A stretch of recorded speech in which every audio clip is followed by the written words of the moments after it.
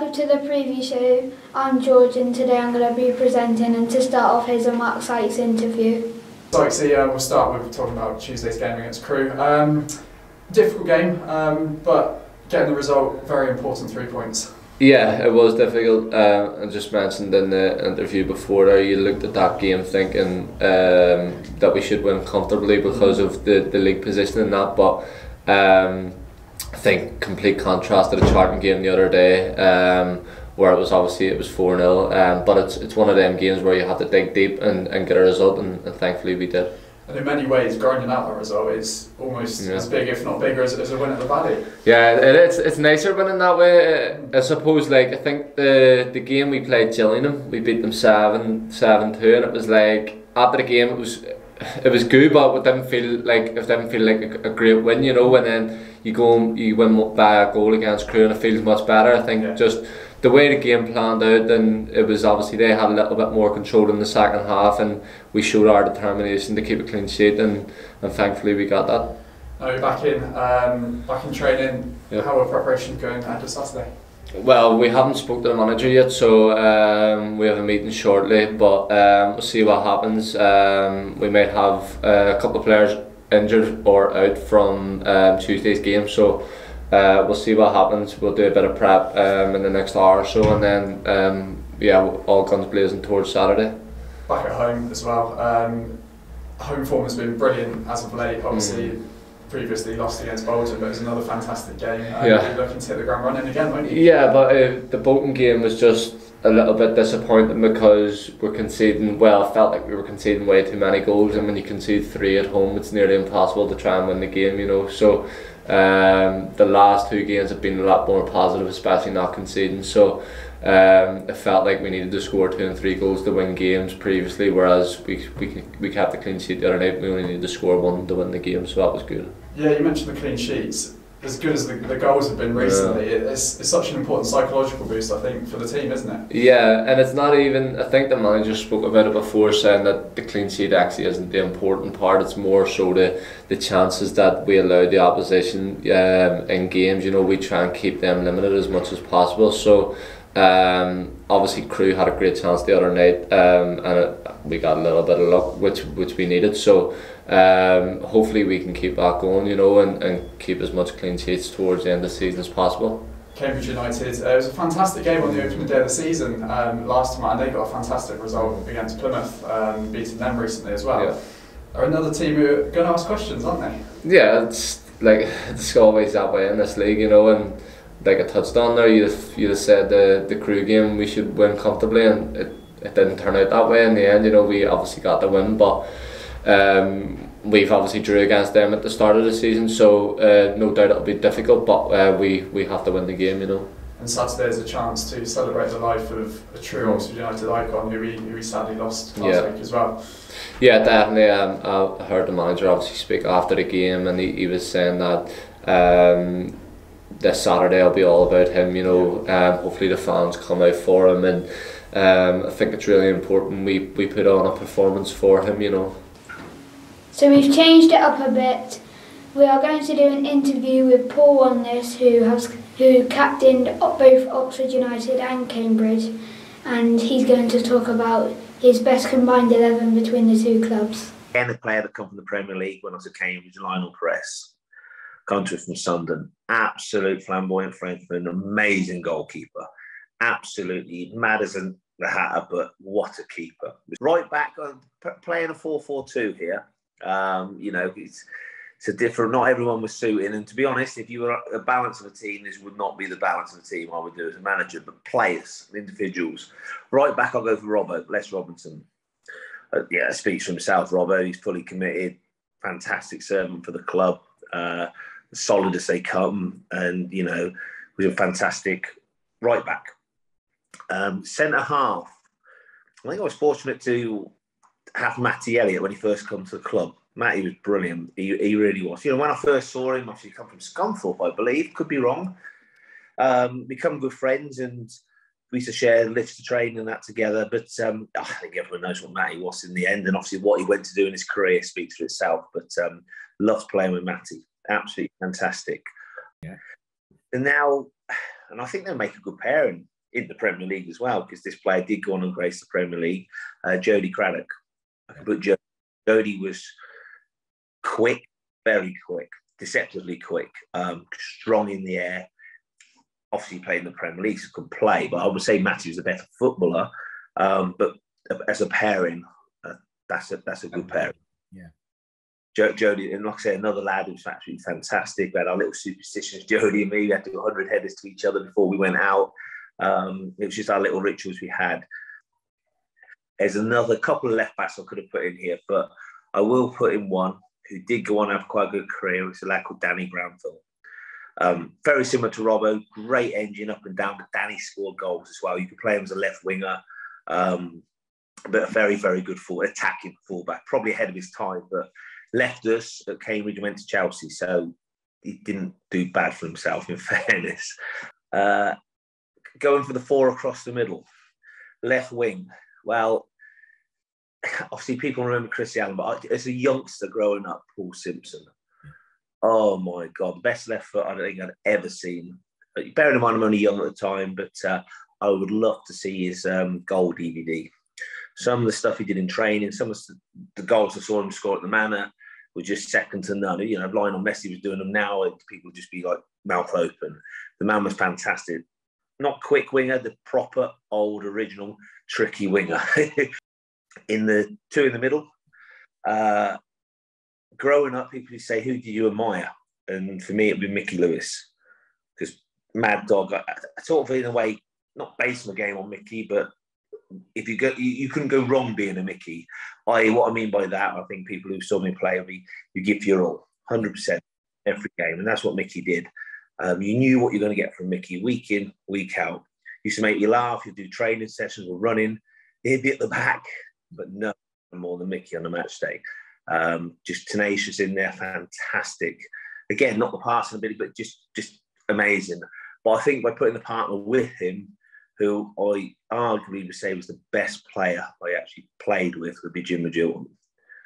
Jimmy with the ball was just exceptional. I think it was said that when he came, he was just unlucky that he was at Liverpool, who had an unbelievable type team with unbelievable players. And obviously he went to Southampton and graced the Prem, and rightly so, because he was certainly fit to play in the top level. Fantastic player, Jimmy. Scored goals from midfield, so he had pretty much the all-round game. You know, again, not the quickest team, but Jimmy was fantastic. Right wing, you'd have to go with Joey. You know, you'd have to. I remember Mossy working. Dave Moss was a fantastic winger. Both two great feet. So Joey and Christy, whatever, were lucky to have Mossy as a coach, really. I think Mossy was the one that picked up that Joey could use both feet. And he trained him, he liked him out on the right so he can come in with his left foot, you know, play and follow with the front men. And Joey developed his game, and as everyone knows, was a fantastic servant for the club, arguably the best servant ever for the club, with unbelievable natural ability. Again, another player who people know could have graced the highest level, but loved playing for Oxford. But, you know, that's not for me to say whatever, but he just, as a player, you wanted Joey in the side, you know, give him the ball, and he was a match winner. You know, he done things. I remember at Tranmere, he scored the goals, kept us up. You know, it's some of the goals that you see on DVD or whatever on YouTube, just, you know, had everything, Joey. So, yeah, very fortunate to play with him. Definitely will be on the team on that one. I'm going to put Steve Basham in there because I played a lot with Basham. I loved playing with him because fantastic footballer. You know, he was an easy player to play with, very intelligent, highly intelligent on the pitch, and made life as a midfielder very, you know, much easier. And also, you put him in front of goal, he knew where the back of the goal, the net was. He was just a great goal scorer. So yeah, a couple of seasons spent with Bash, I thoroughly enjoyed. Other forward I was thinking for Oxford going back, and he was my first pro as a YTS lad, had to look after, was Martin Foyle. Foyle was brilliant, but brilliant with youngsters, brilliant with me, but brilliant player. Remember first team squad and trained as a youngster. He was so encouraging. And it stuck with me. Probably was the only one I ever did, but left foot cross I put in trade. Williams Foyle rose up and powered in the header, and you just think, oh, wow. He comes straight over, what a cross, you made that. He's just a nice guy, but great player, great player. But one who I've been my favourite player to play with at Cambridge would have been a lad called Martin Butler, centre forward. He left us, went to Reading. Butts was the ultimate player as a midfielder. He'd make a bad pass into a good one.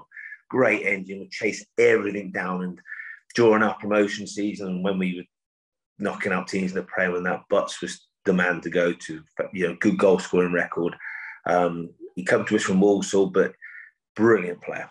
So I would put him in, and I would swap him for Bash. Then I'm going to take Bash out. I was thinking I'd take Martin Foyle.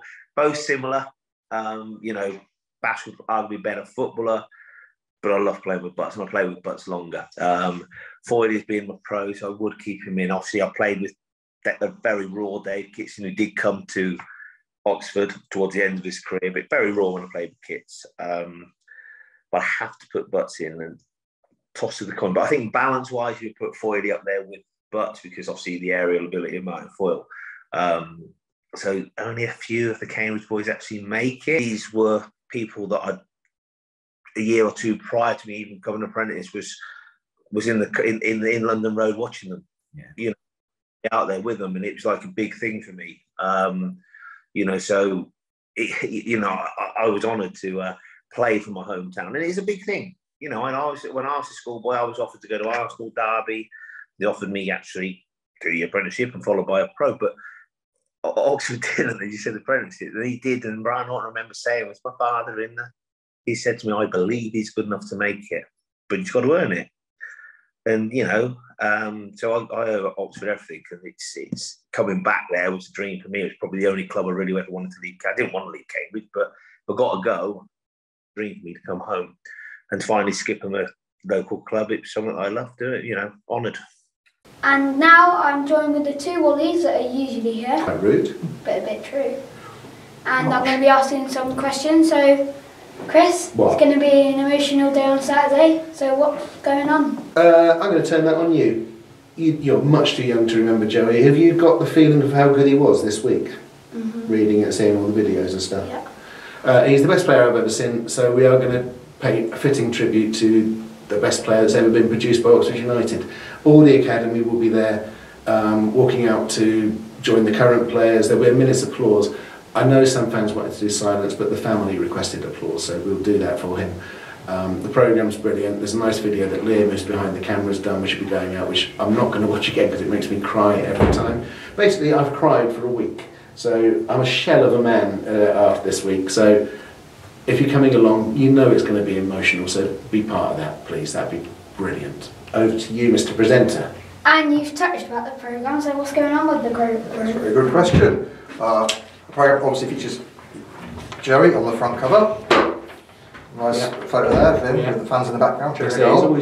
Typical ball. Good. Yeah. We also got a lengthy tribute to Joey in the programme, which is again very moving.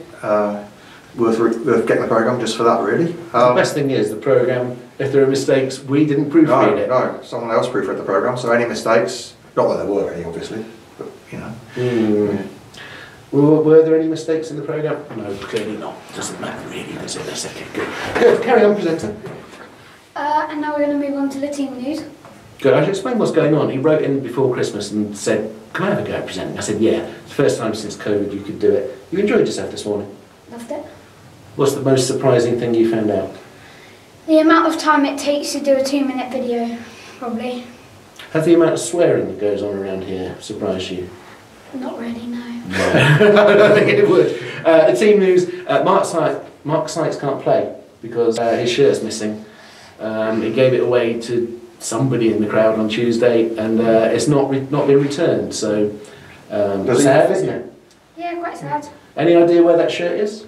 Not a clue. Good. Elliot Moore took a knock. I saw a game because you weren't here. It rained, so you didn't turn up.